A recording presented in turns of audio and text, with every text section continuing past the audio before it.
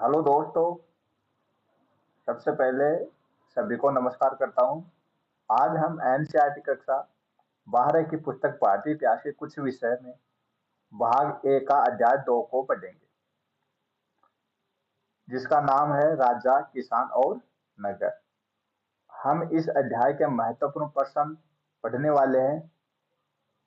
और इससे पहले हमने पढ़ा था लेसन था ईंट, मन की और अस्थियां। तो उसके प्रश्न तो पूरे हो गए हैं। तो आज पढ़ने वाले हैं राजा, किसान और नगर।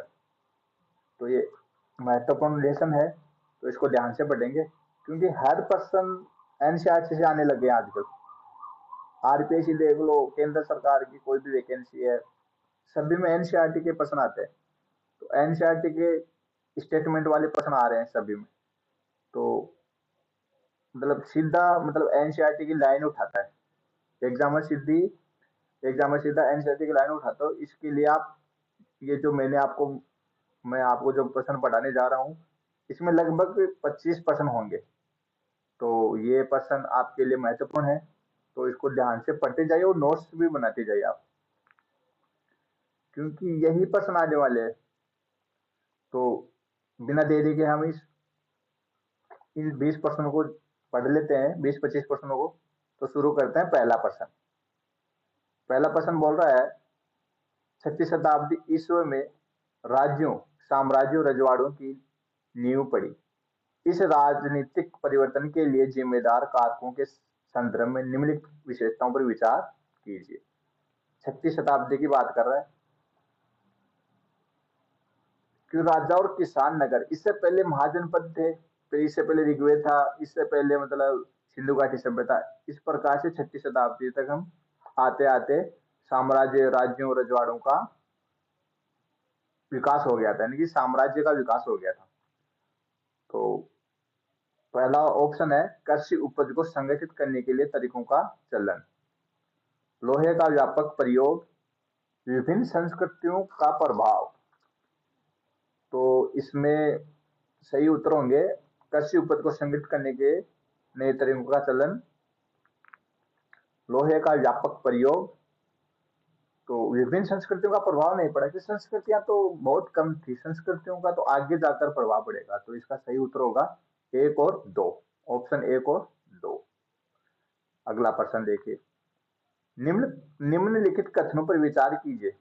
निम्नलिखित कथनों पर विचार कीजिए।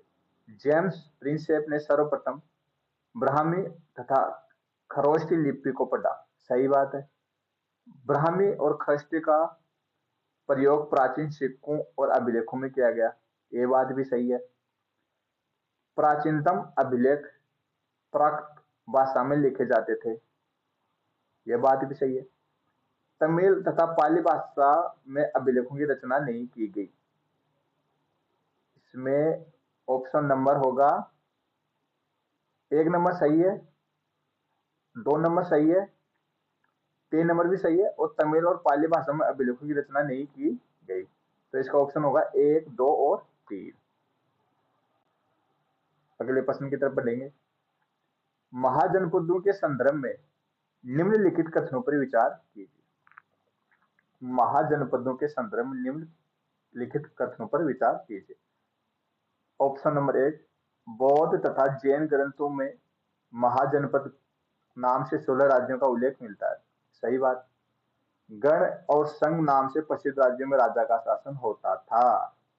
नहीं नहीं, गण और संघ तो राजा का शासन नहीं था, वहां पे तो जनता का शासन था। तो इसके लिए ऑप्शन नंबर 2 गलत हो गया। सही पूछ रहा है, सही उत्तर कौन सा है, तो 1 नंबर होगा सही।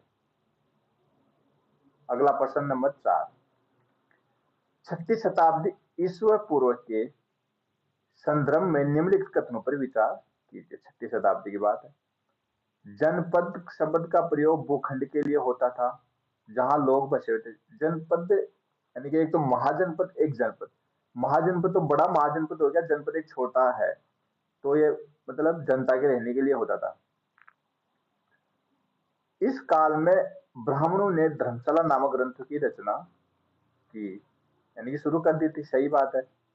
पड़ोसी राज्य पर आक्रमण कर धन एक एकत्र करना अवैध माना जाता था।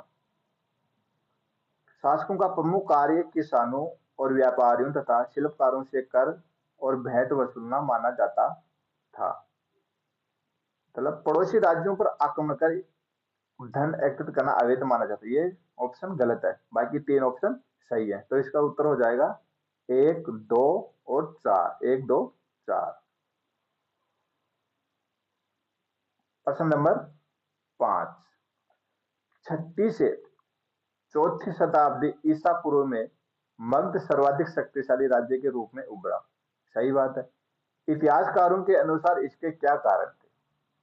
ये बात भी सही है। तो इतिहासकारों ने कारण बताया, अच्छी उपज बताई, लोहे की खदानें थी, गंगा तथा उपनदियों के कारण आवागमन सुलभ था, जंगली क्षेत्रों में हाथी की उपलब्धता थी। सही बात है।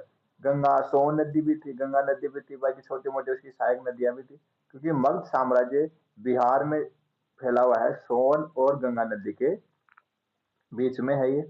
तो ये बातें सही है चारों की। तो ऑप्शन नंबर 4।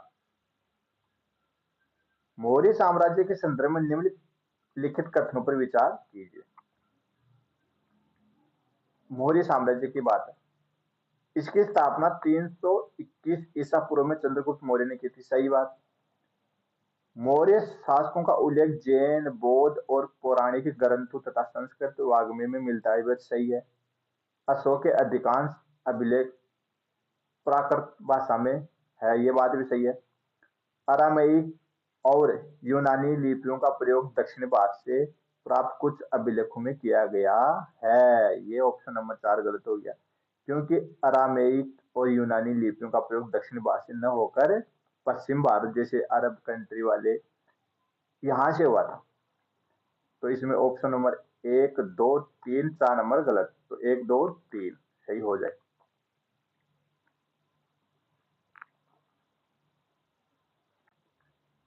प्रश्न नंबर 7, मौर्य साम्राज्य में 5 राजनीतिक केंद्रों का वर्णन मिलता है।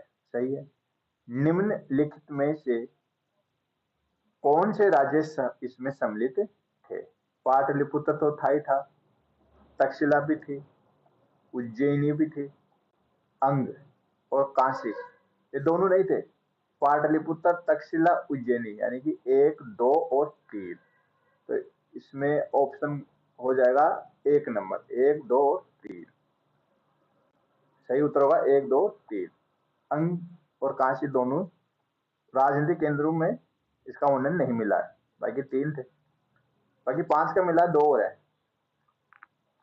प्रश्न नंबर 8, मौर्य काल के संदर्भ में निम्नलिखित कथनों पर विचार कीजिए। तक्षशिला और उज्जैनी दोनों लंबी दूरी वाले महत्वपूर्ण व्यापार मार्ग पर स्थित थे। सही है। तक्षशिला गांधार की राजधानी थी और उज्जैनी अवंती की राजधानी थी। सूरनगिरी आंध्र प्रदेश में स्थित सोने की खदान थी। सही उत्तर कौन सा है? सूरनगिरी आंध्र प्रदेश में नहीं थी, यह कर्नाटक में थी। तो इसलिए यह 2 नंबर का ऑप्शन गलत हो गया। तो ऑप्शन नंबर 1 सही हो जाएगा यहाँ। प्रश्न नंबर 8 का ऑप्शन नंबर 1। अगला प्रश्न 9 नंबर का, निम्नलिखित कथनों पर विचार कीजिए। मेगस्थनीज ने सैनिक गतिविधियों के संचालन के लिए एक समिति का उल्लेख किया। सही बात है। अशोक के अनुसार धर्म के माध्यम से लोगों का जीवन इस संसार में और इसके बाद के संसार में अच्छा रहेगा। यह बात भी, धम्म यानी कि धर्म, धम्म का मतलब धर्म अपना लिया था अशोक, बौद्ध धर्म को अपनाया था अशोक ने। तो ये दोनों ऑप्शन सही हो जाएंगे। तो सही पूछा ना, सही हो जाएंगे। तो ऑप्शन नंबर 2 सही हो जाएगा। 3 नंबर 1 और 2। प्रश्न नंबर 10, दक्षिण के राजाओं और सरदारों के संदर्भ में निम्नलिखित कथनों में कौन सा सही नहीं है? नहीं पूछा है। चोल, चेर, पांड्य को संयुक्त रूप से तमिलकम कहा जाता था। सही बात है। सरदार का पद वंशानुगत हो भी सकता था और नहीं भी, ये बात भी सही है। सरदार अपने अधीन लोगों से कर वसूलते थे, जबकि राजा भेंट स्वीकार करते थे। सी नंबर गलत है। सरदार अपने अधीन लोगों से कर वसूलते थे, जबकि राजा भेंट स्वीकार करते थे। डी नंबर शक तथा सातवाहन शासक लंबी दूरी के व्यापार द्वारा राजस्व जुटाते थे। ये बात सही है, तो इसमें ऑप्शन नंबर 3 गलत हो जाएगा। अगला प्रश्न 11वां नंबर, राजा को दैवीय स्थिति प्राप्त करने के लिए निम्नलिखित में से किन किन माध्यमों को अपनाना पड़ता था?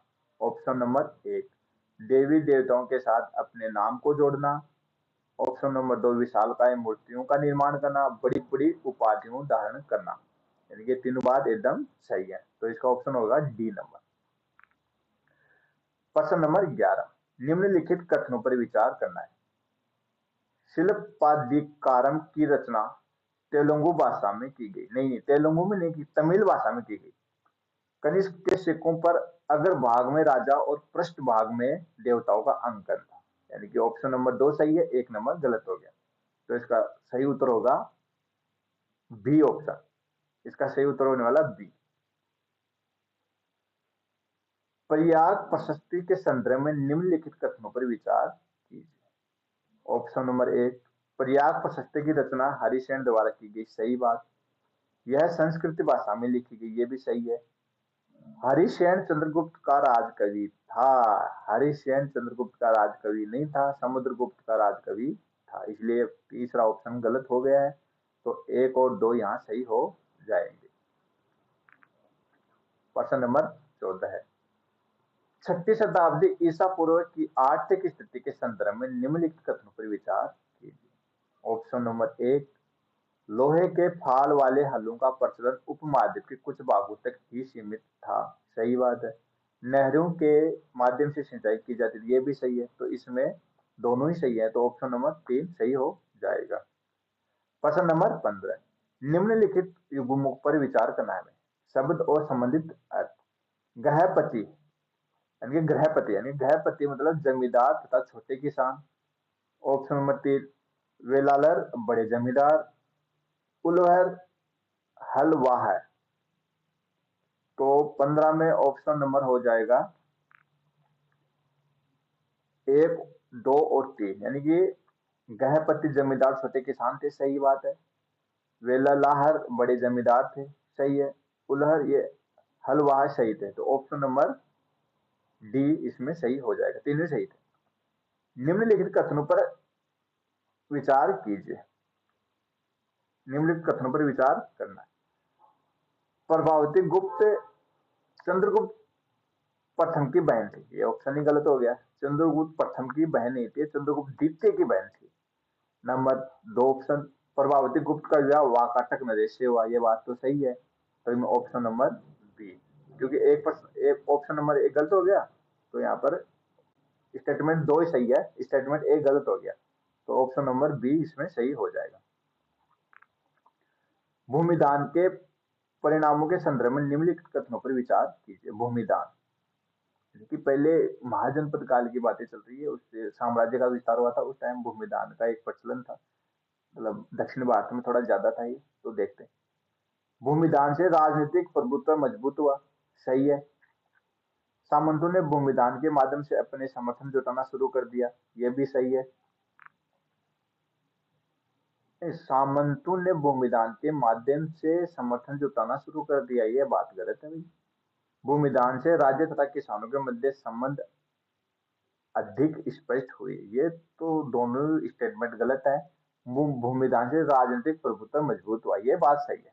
केवल ऑप्शन नंबर 1। प्रश्न नंबर 18, भूमिदान के संदर्भ में निम्नलिखित कथनों पर विचार कीजिए। अग्रहार ब्राह्मणों को दान में दी गई भूमि को कहते हैं। अग्रहार ब्राह्मणों को दान में दी गई भूमि को कहते हैं। ये सही है।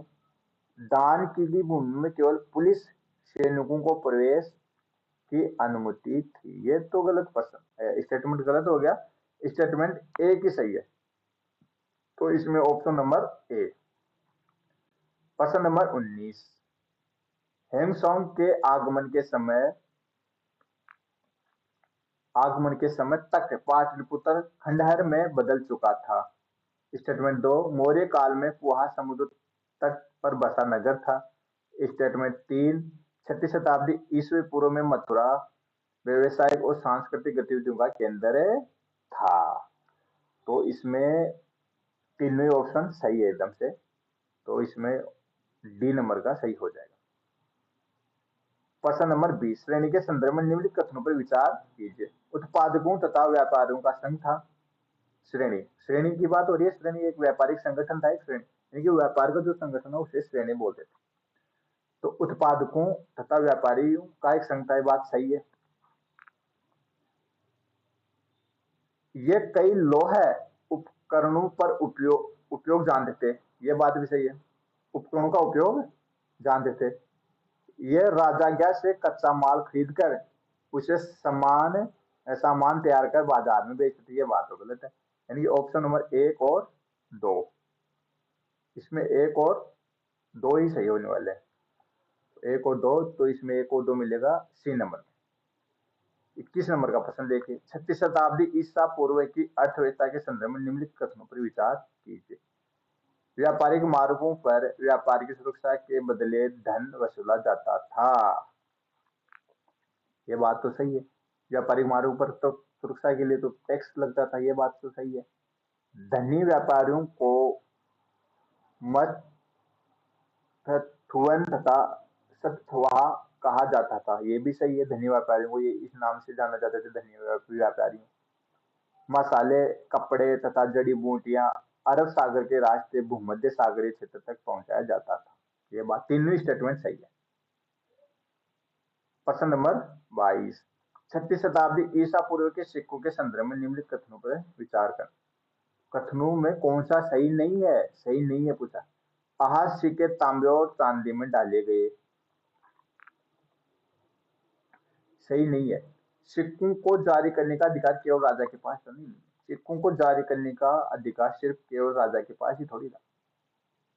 शासकों की प्रतिमा तथा नाम के साथ सिक्के सबसे पहले हिंदी यूनानी शासकों ने जारी की, ये बात तो सही है। तो इसमें सही नहीं है, बी नंबर का सही नहीं। सोने के सिक्के सर्वप्रथम कुषाण राजाओं ने जारी किए, सही है। सर्वप्रथम कुषाण राजाओं ने जारी करवाई, ये बात भी सही है, इसलिए करवाए थे। तो इसमें ऑप्शन हो जाएगा बी नंबर का गलत। प्रश्न नंबर आखिरी 23 नंबर का, 23 प्रश्न ही है 23 में। निम्नलिखित कथनों पर विचार कीजिए। योधे राजाओं ने बड़ी संख्या में सोने चांदी के सिक्के जारी किए, ये बात तो गलत है। सोने चांदी के सिक्के इसने जारी नहीं किए थे, सही नहीं पूछा। उपयुक्त कथनों में कौन से सही नहीं है? तो 1 नंबर का तो गलत हो गया। तो रोमन साम्राज्य के पतन के पश्चात दूरवर्ती व्यापार में कमी देखी गई, ये बात भी सही है। रोमन साम्राज्य यानी कि रोम इटली वाला साम्राज्य, उधर रोमन साम्राज्य के नाम से इसका जो पतन हो गया, तो दूर दराज का जो जितना व्यापार था वो उसमें कमी देखने को मिली। तो 36 शताब्दी ईस्वी में सोने के सिक्के मिलने कम हो गए, ये बात भी सही है। तो स्टेटमेंट 2 और 3 सही है। तो स्टेटमेंट 1 गलत हो गया, तो यहाँ पर उपयुक्त में सही नहीं है, 1 नंबर का सही नहीं है। तो ये इसके प्रश्न थे पूरे 23%। ये हमारा जो अध्याय 2 भाग नंबर 1 अध्याय 2 है, राजा किसान और नगर, इसके प्रश्न हो गए। बाकी महत्वपूर्ण प्रश्न तो आ गए हैं इसमें। और ठीक है, धन्यवाद।